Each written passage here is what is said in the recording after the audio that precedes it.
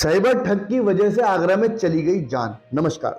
आप सभी जानते हैं हर कोई साइबर के फ्रॉड से डर रहा है और जिस तरीके से साइबर के फ्रॉड बढ़ते चले जा रहे हैं, हर कोई सोचने पर मजबूर है कि कभी उसका भी नंबर ना आ जाए। और यही हुआ कि आगरा में भी एक दंपत्ति ने अपनी जान गंवा दी क्योंकि उनके पास भी एक कॉल आया था जिसमें कि उन्हें मानसिक परेशानी हुई और उसके बाद उनको हार्ट अटैक हो गया और उनकी मृत्यु हो गई।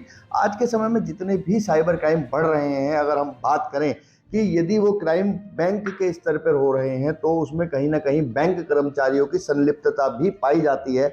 और देखा गया है कि पिछले कुछ दिनों में पुलिस ने बहुत अच्छा काम करते हुए उन बैंक कर्मचारियों को भी पकड़ा है जो इस काम में लगे होते हैं। लेकिन वहीं अगर हम बात करें कि आज के समय में हर कोई अपने काम को ऑनलाइन करना चाहता है और इस ऑनलाइन की वजह से ही बहुत सी कंपनियां भी व्यापार करती हैं जिसके वजह से उन्हें प्रॉफिट भी होता है। लेकिन वहीं जब वो कंपनी अपनी जिम्मेदारी पूरी ना कर पाए और केवल एक रिपोर्ट के नाम पर उस रिपोर्ट को प्रकाशित कर दें और कहें कि ये रिपोर्ट हमें बैंक ने दी है, तब फिर क्या होगा उस आदमी का जिस आदमी को ये पूरी समस्या झेलनी पड़ रही है। हम आपको बता दें कि आज के समय में बहुत से ऐसे फ्रॉड हैं जो कि साइबर की कैटेगरी में आते चले जा रहे हैं, जिसमें कि बैंक एक रिपोर्ट दे देता है सिबिल को, जो कि एक कंपनी है जो कि कुछ पैसे लेती है एक रिपोर्ट जनरेट करने के कि आपके सिबिल में कोई लोन चल रहा है या नहीं चल रहा है। यदि आपके सिबिल में लोन है तो आपकी क्रेडिट की स्कोर को मापदंड बनाकर आने वाले समय में आप किसी भी लोन को अप्लाई कर सकते हैं या फिर वो सामने वाला बैंक आपको देखकर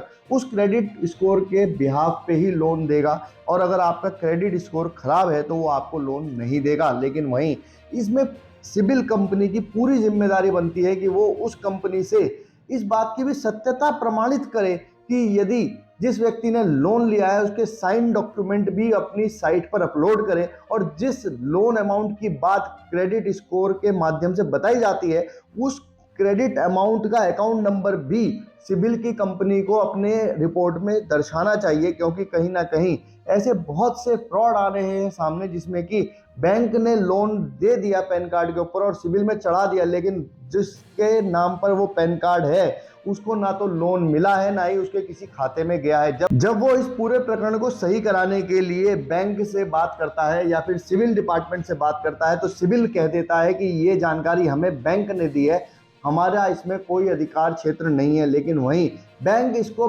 वर्किंग डेज का प्रोसीजर बताते हुए इस पर डिले करता है और इसमें 15 से 20 दिन का समय मांगता है। लेकिन वहीं जिस तरीके से अभी आप सभी ने देखा कि आगरा के अंदर एक दंपत्ति की मृत्यु हो गई, उसे हार्ट अटैक आ गया। यदि इस केस को भी देखते हुए यदि सिविल रिपोर्ट गलत जारी होती है तो क्या कौन जिम्मेदार है, सिविल जिम्मेदार होगा या बैंक जिम्मेदार होगा? और जिस तरीके से आगरा के अंदर घटना घटी, क्या 15 से 20 दिन कोई व्यक्ति रुक सकेगा?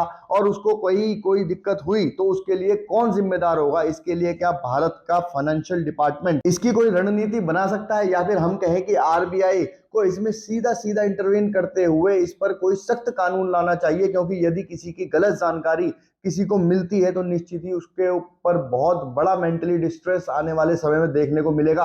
और आज के समय में ये बहुत आम होता चला जा रहा है। जितनी सुविधाएं की चीज है उनको यदि सुविधा से हटकर प्रयोग किया जाए तो निश्चित ही देखा जा रहा है कि व्यक्ति को बहुत सी परेशानियों का सामना करना पड़ रहा है। लेकिन वहीं यदि बैंक और सिविल दोनों मिलकर इसको केवल एक दूसरे के ऊपर टालते रहेंगे तो निश्चित ही जिस व्यक्ति को दिक्कत हो रही है उसको बहुत ही परेशानी का सामना करना पड़ रहा है। और जिस तरीके से ये केस बढ़ रहे हैं उससे माना जा रहा है कि आने वाले समय के अंदर ये एक बहुत बड़ी समस्या बनने वाली है। इसमें देखना होगा कि वित्त मंत्रालय किस तरीके से अपनी भूमिका निभाता है, क्योंकि कहीं ना कहीं जिम्मेदारी वित्त मंत्रालय की भी आती है। वित्त मंत्रालय को सिबिल की कंपनी के ऊपर, सिबिल की रिपोर्ट के ऊपर इतनी पारदर्शिता करने के नियम सख्त करने चाहिए जिससे कि व्यक्ति को दिक्कत ना हो और कहीं ना कहीं सिबिल कंपनी की भी अपनी कोई जिम्मेदारी तय हो। क्योंकि जब तक जिम्मेदारी तय नहीं होगी, जब तक केवल कहा जाएगा कि ये जानकारी हमें बैंक ने दी है, बैंक ही जिम्मेदार है, और बैंक उसको सही करने में 20 से 25 दिन लगा देगा और व्यक्ति इधर से उधर भागता रहेगा, उसे कोई एक सिंगल साइड नहीं मिलती है जहां से इसको दूर किया जा सके, तो देखना होगा कि जिस तरीके से इतने दिन वो मानसिक तनाव में रहा उसके कोई और फाइनेंशियल लॉस भी हो सकते हैं। या फिर अगर हम कहें कि उसे कोई मानसिक दिक्कत होती है तो इसके लिए जिम्मेदारी किसकी तय होनी चाहिए?